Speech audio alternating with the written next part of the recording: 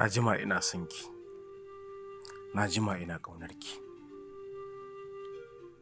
Amma na kasa gaya miki. Kulawa na daga cikin shika-shikan soyayya guda 5. Amma me isa ko guda ɗaya bana samu a gurin ki? Faisal, kalaman soyayya da tarairaya budurwa ke bukata ba yawan ƙorafe-ƙorafe ba.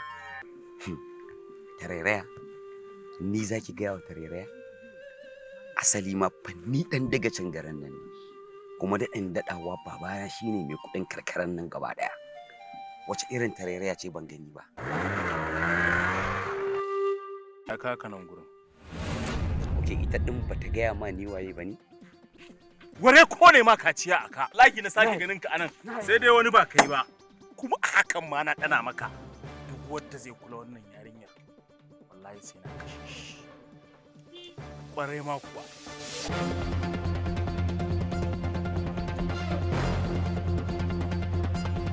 Wace irin matsala kenan? Ki fito mu tafi idi ne ya zo. Inna lillahi wa inna ilaihi raji'un. La ilaha illallah. Ya Allah. Ya Allah, wai me nayi ne?